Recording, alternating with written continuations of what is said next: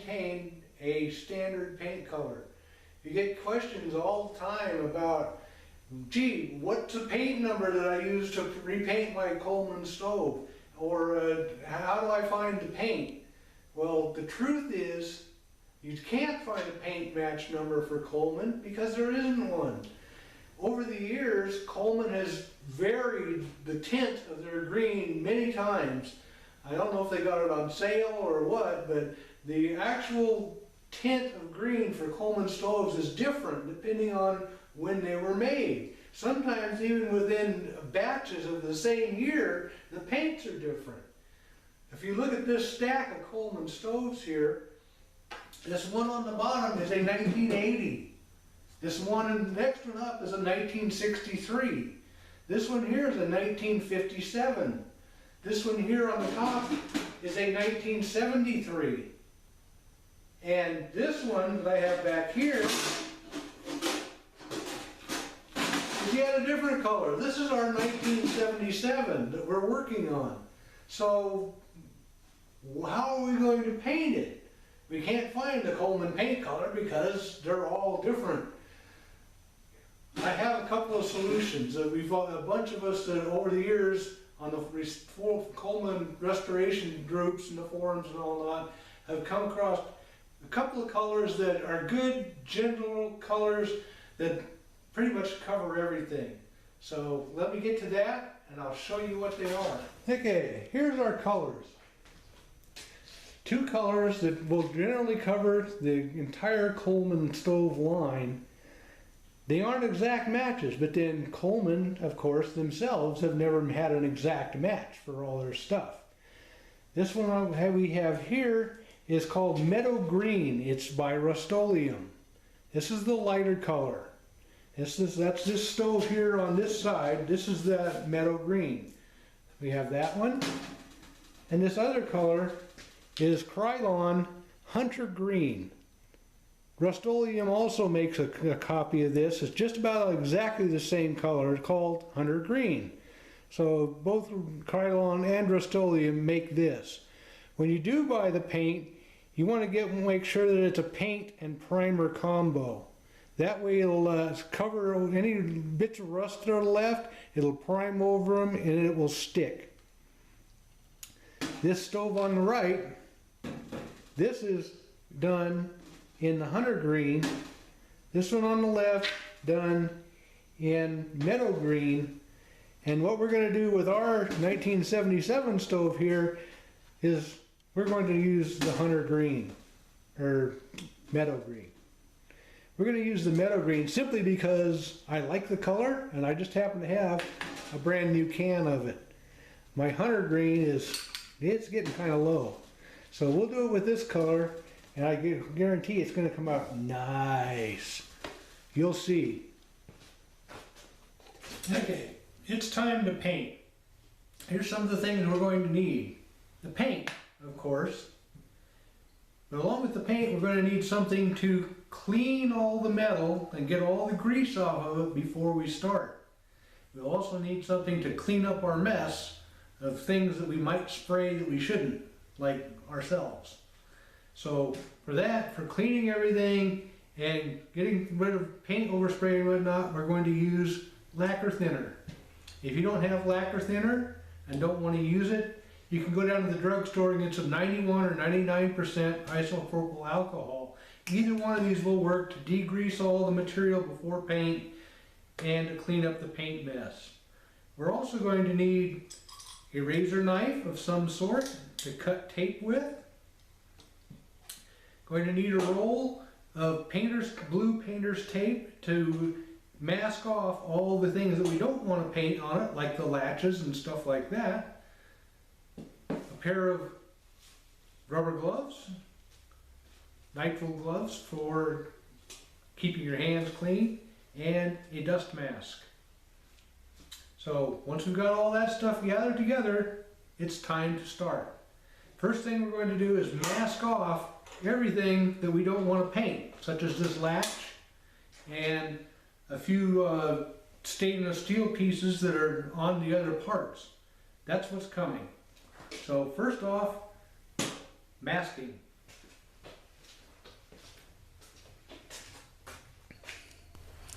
Okay, here on the body of the stove, the only thing we really need to mask off is the latch.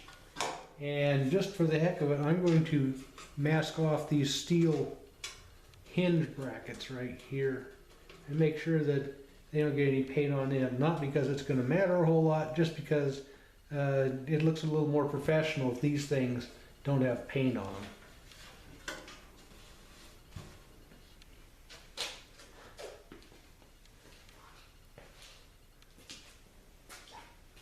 Okay. So, masking, it's one of those things that you got to do if you want it to look decent when you paint. But there's really, there's nothing technical about it. I mean, we can teach a dog to do this probably. Just want to make sure everything that you don't want paint on gets covered. But you also don't want to cover up anything that you do want to get paint on, like this, around the edges. So I'll show you how we take care of that. We'll take a piece of tape and press it in around the side. This is why you use the blue painter's tape, because you can do this with it. Regular masking tape won't work. With the blue tape, you can form to go around curved surfaces and edges like that. And do the same thing here.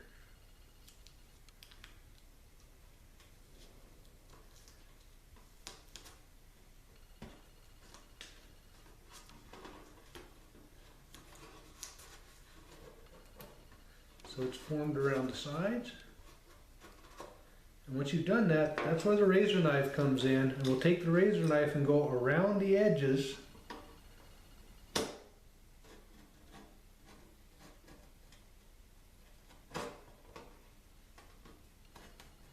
like that.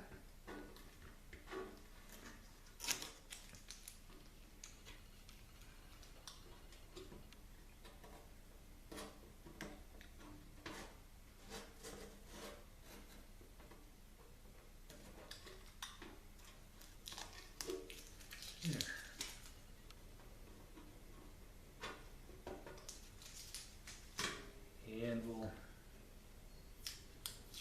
cut a couple more pieces here.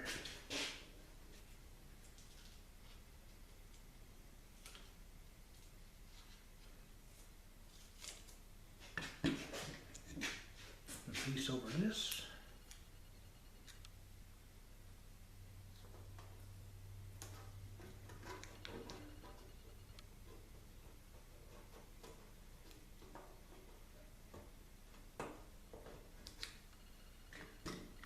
And trim.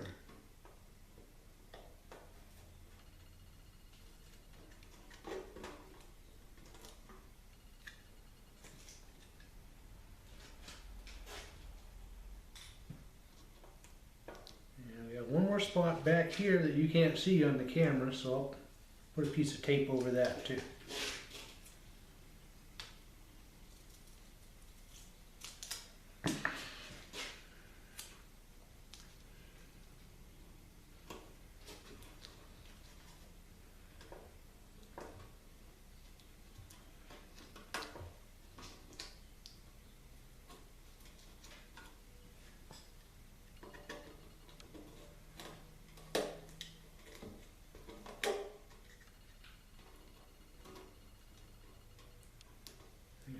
Okay, you get the idea. Masking isn't rocket science, but the more time you take with it to make sure that everything is covered that needs to be covered and everything that doesn't need to be covered is not, the more professional the finish will look. Any professional painter is going to tell you that the secret to a good paint job is attention to detail. Take your time with it. Don't hurry. You get the little details, all the tiny little details, and everything will come out a whole lot better. All right. I'm going to go ahead and finish the masking, and I'll come back to you when it's time to paint. Next stage is giving this stuff a wipe down to make sure all the greasy, oily stuff is off of it. and that way we're sure that the paint's going to stick. Doesn't take a whole lot, just dampen down a paper towel or a rag and wipe.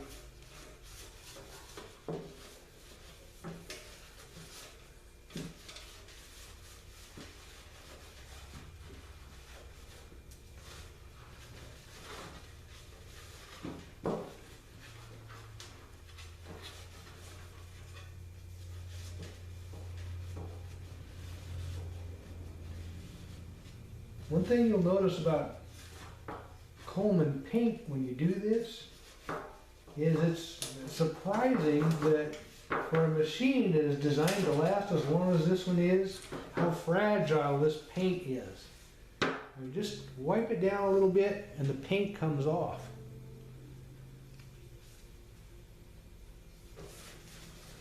But since we're painting it anyway, it doesn't really matter. Alright, parts are all clean, wiped down. We're ready to do some paint.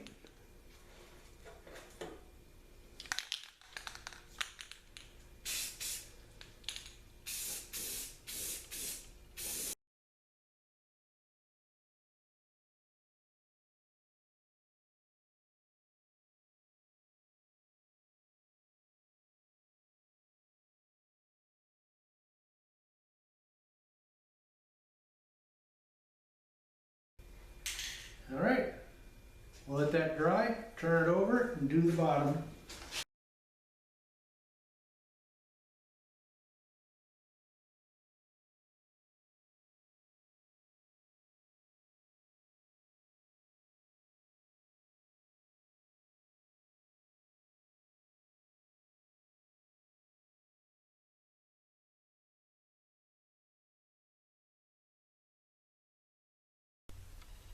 We're back. The painting is finally done. It's almost dry, almost ready to completely reassemble. You remember how long it took to take this apart? Like 5, 6, 7 minutes, somewhere in that vicinity? Well, going back together is going to take just about the same amount of time. First thing we're going to do here is assemble this burner assembly. It'll go a lot easier now that everything's nice and clean. So, we'll start here with the small one, and we'll look at this stack of rings.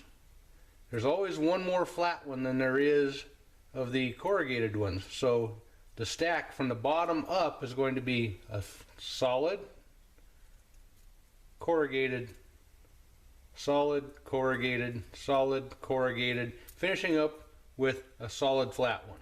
There you go. So when you've got them all stacked together, you got a flat one on the bottom, flat one on the top. Take the burner base, set it in place, put these down in the center. Some of these burner bases on the older stoves have little tabs that stick up that make it a whole lot easier to get these put in place. This is a newer one, so it doesn't have it. Then we'll just take the one screw, put it in the hole, and get it started. And then we'll use our fingers here to adjust this stack of rings so that it's centered right where it needs to be.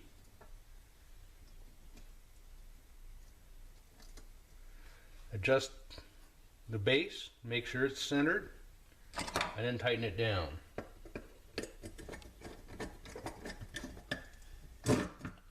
And this is another case where you don't really have to screech down hard on it, because if you do, you'll compress those washers a little bit and it won't burn so well. Just bring it down till it's tight, and then just not tight, but snug, and then just a little bit more, just so the screw won't come loose. Same thing on this side, the main burner side, only we have this disc. Instead of having a flat ring on the bottom, we get the disc. So only the main burner gets this disc. The purpose of it is to sit on top of here and act as a restrictor, so you don't get all the fuel coming up to this burner and none over there. It creates a restriction here, kind of like NASCAR carburetor restrictions. makes the hole size a little smaller so it keeps enough pressure under there to put fuel over to this side.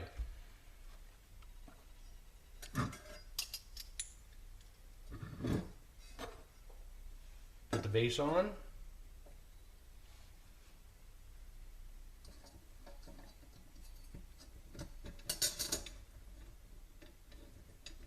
Just like the other one.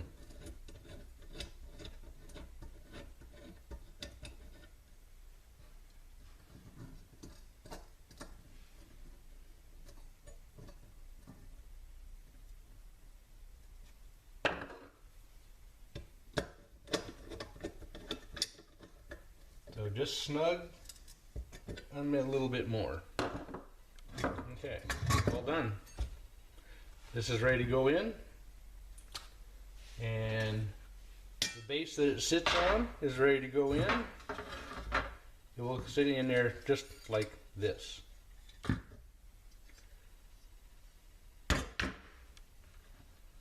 Well, let me go get the case and we'll put this in it and get it put in place. Get that mounted in. And pretty soon, next thing you know, we'll be burning stuff. Just what we need. Finally, it's time to put things back together. First thing that we're going to do is take the case and put this drip tray in here and screw it back in.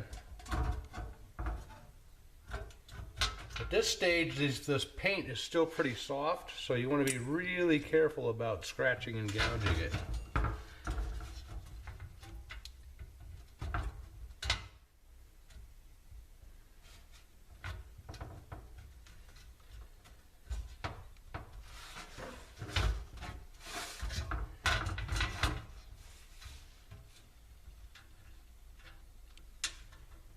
I suppose, technically, I should wait a day or two until this paint is completely hardened, but I'm impatient. I don't want to wait that long. I'm sure you don't either. At this stage, you're probably wondering, why in the heck is this guy spending so much time on this? Because what we have here is a full representation of what it's like to do this job. Not some little 4 or 5 minute YouTube video that hits the highlights and leaves you wondering, how did he do that?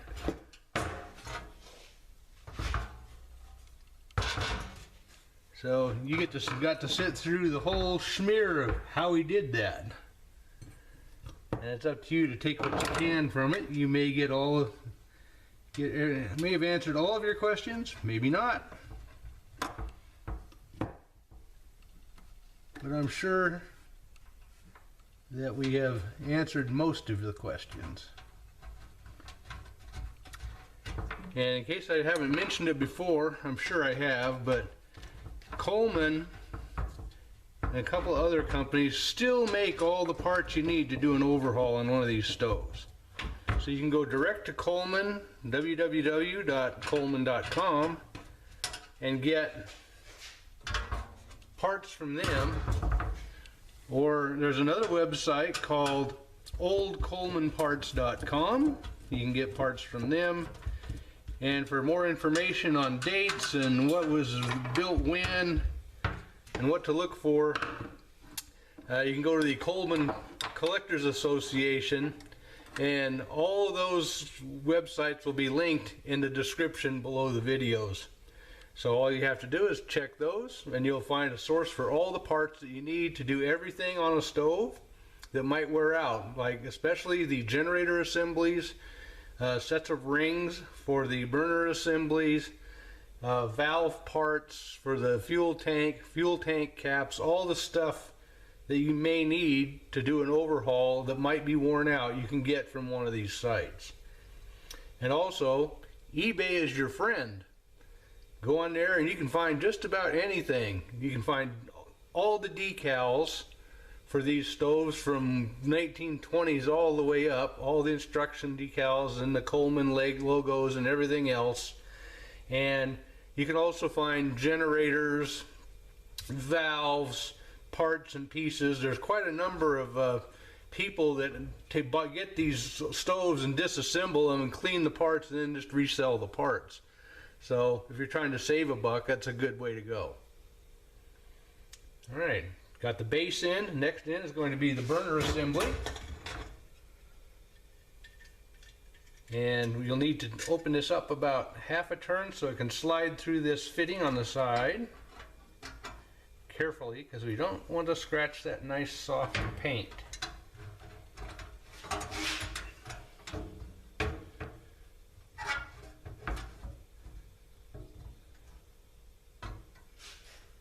And get it in the spot. There we go. And we'll set it up on its back. See, this is just the reverse of what it was taking it apart.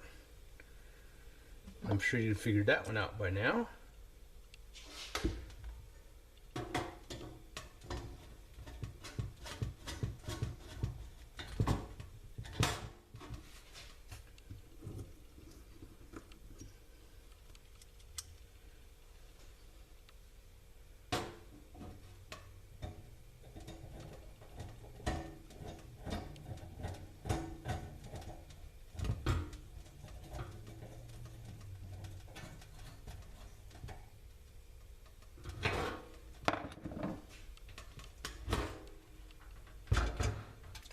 Yep, she's looking pretty good.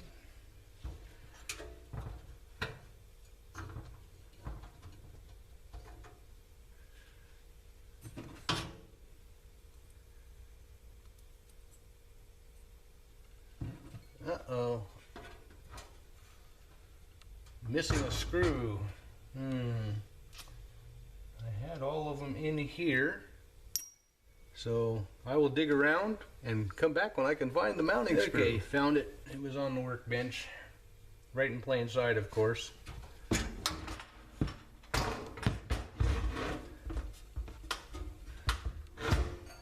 right in here goes the screw. And remember this little guy? Yeah, that is what goes on the end. It doesn't have a regular nut, does it?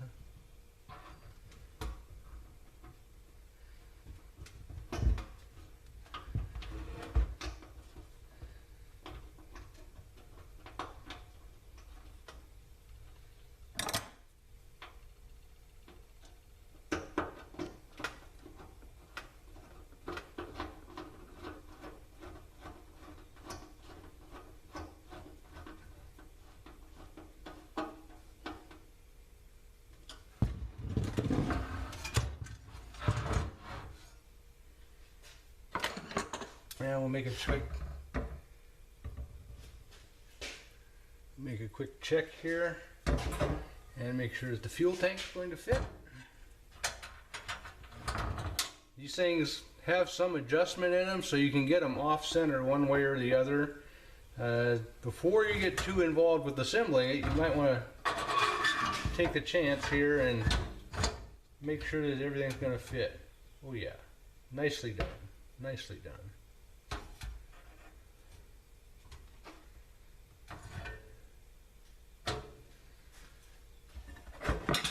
Okay, next thing to install is this rack.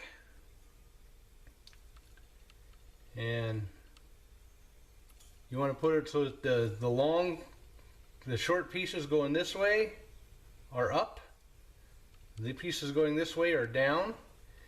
And if you notice on this rack here, this is bent just a little.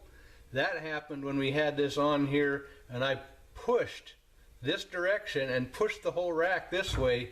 It bent this arm out just a hair, and that's what gave us enough room to get everything out.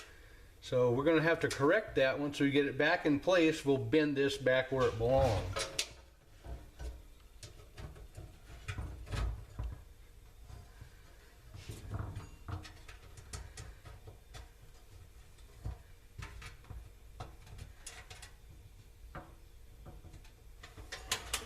Okay, you have to force it again.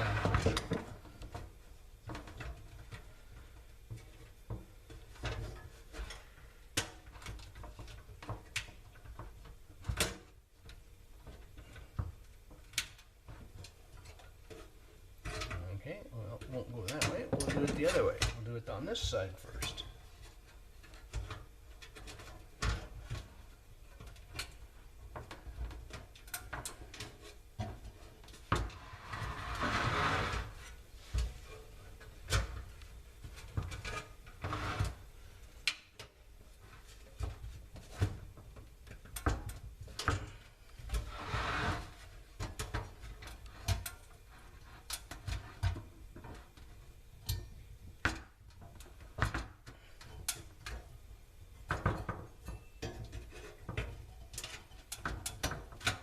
There we go.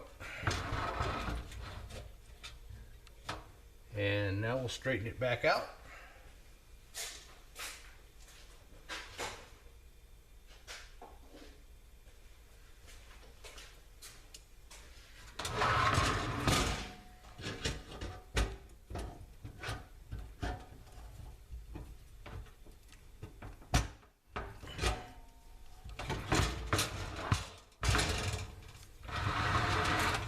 This one's a little off now. Do that one.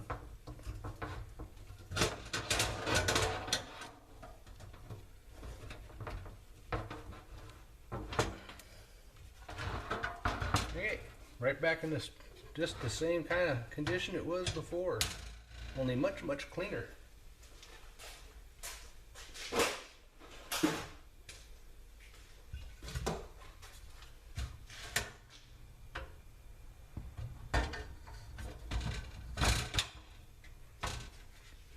Alright, looks pretty darn good.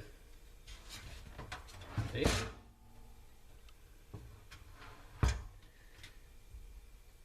What I'm going to do right now is I'm just going to let this sit for a while because the top and the side wings are still not quite dry. They're still a little tacky on the paint because those were the last things that I painted. So we'll give them another hour or so to harden up a little bit, and then we'll get that installed. And you'll see that when we come back. Okay, here we are back with the top and the windshields. I've gone ahead and put the new sticker on so it looks nice and clean. And now what we're going to do is put these back on, and just the opposite of the way they came off. And this is still just a little soft, so oops, there's a piece of masking tape still. Paint on these are still a little bit soft, so we want to be really careful with it. Again, if you're not impatient, like I am, you can probably wait is the best bet. Wait for a whole day, 24 hours before you start reassembling stuff after the paint.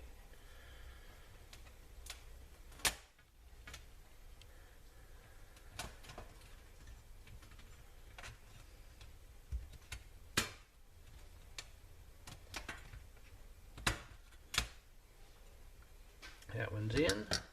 Now all we're going to do is just take a pair of pliers here and rock it just a little bit and force this end back down.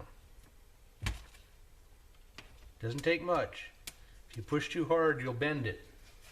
You don't want to bend the sheet metal.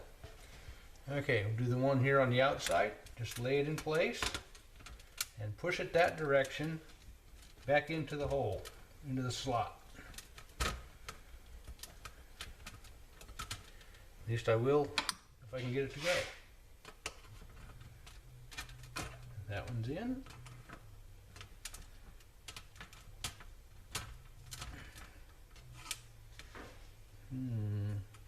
Always got to be one.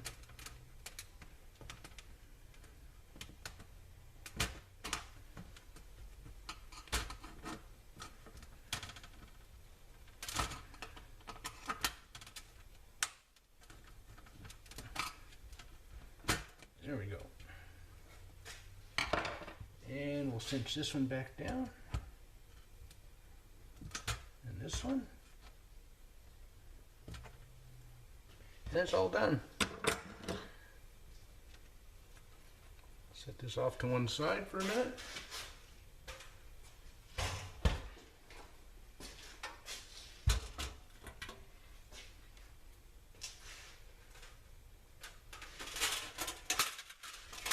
put this back on. Just the way it came off. Slide it back in this direction until the tabs go through the holes in the corner back here. This tab right here needs to go in a hole right back there. So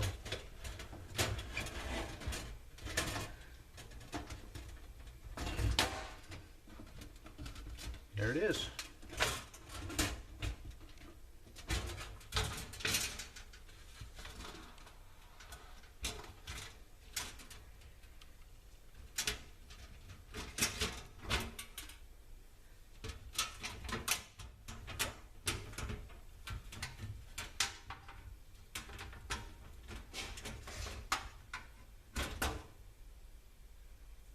Success. Let me get the camera off the tripod and I'll bring you in so you can see the close-up. Alright, here's what our 42-year-old stove looks like now.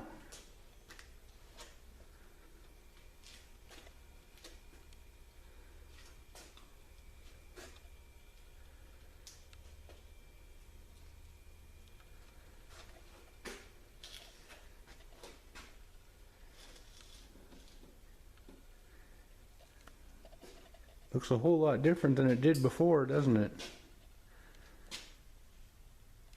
This is where you get your reward. All those hours you put in cleaning and scrubbing and pulling things apart and putting them back together.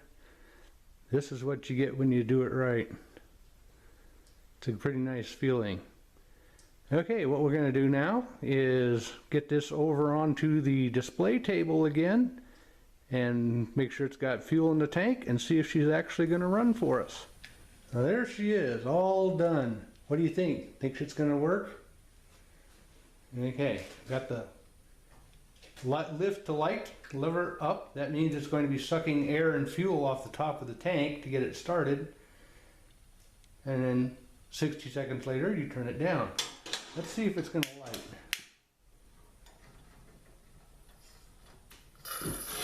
Yeehaw! We have light.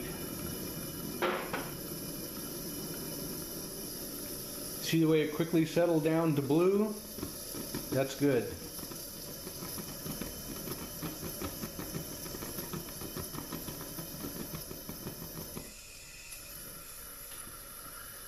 If you get yellow like that, it's telling you it's too rich. It's not getting enough air.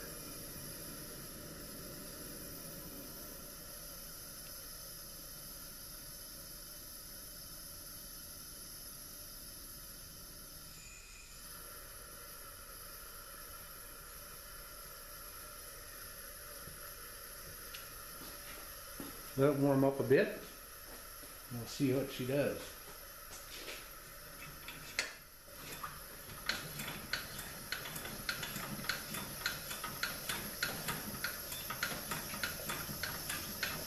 Let's see, I got more air into the tank, the yellow went away, and it's got back to blue.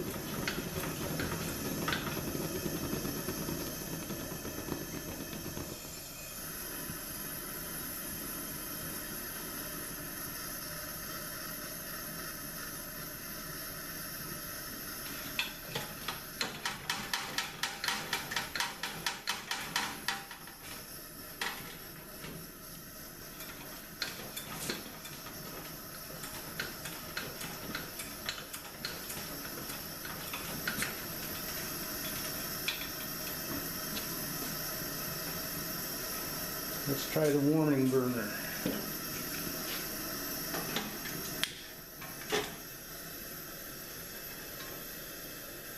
There we go.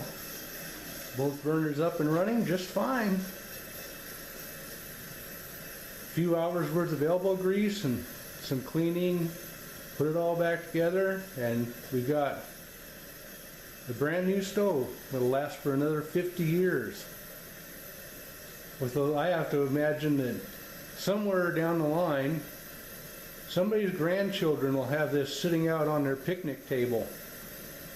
And it'll be celebrating its 100th birthday sitting on that picnic table cooking breakfast for someone's family. That's what I look forward to.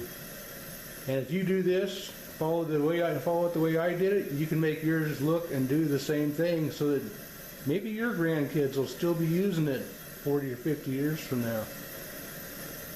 Take care, everybody. Hope you enjoyed the videos, even though they were long, but they had to be in order to be detailed.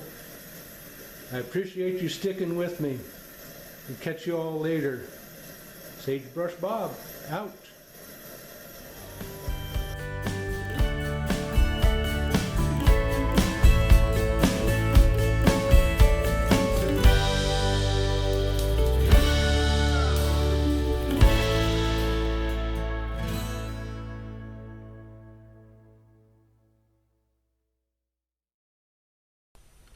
And just when I thought it was time to take a break, somebody brings me this.